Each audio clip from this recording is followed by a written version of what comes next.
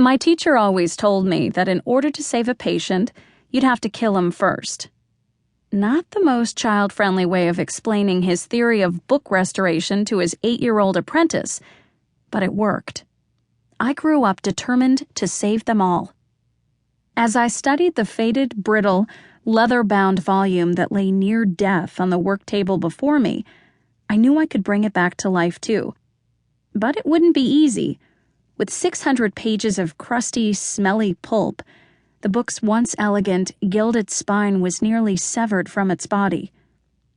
Sorry, old thing, but I'm not letting you die on my watch. I dusted its hinges with a soft brush, then ran a finger along the spine. It came away covered in red powder. Red rot had set in. The leather binding was terminal.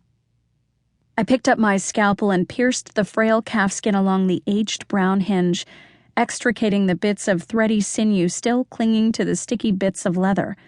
Despite my mother's misgivings, I was grateful I'd bypassed medical school, because, let's face it, if this book were human, I'd be drenched in blood up to my elbows and probably unconscious. I didn't do so well around blood. I heard a sharp intake of breath. "That's disgusting!" I flinched, and the scalpel flew from my hand. I looked up and saw my best friend, Robin Tully, staring at the flaky leather chunks and moldy paper splayed across the table. "I didn't hear you come in," I said, patting my heart. "Apparently not," she said as she retrieved the scalpel off the floor and placed it safely on the table.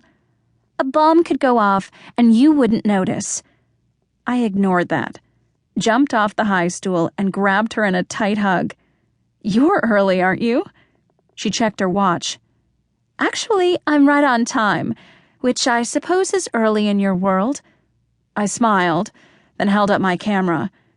"Do you mind? I need another few minutes to map and shoot this stuff." To keep listening to this audiobook, I've left you a link in the description so you can do it, at no cost thanks to Audible's 30-day free trial.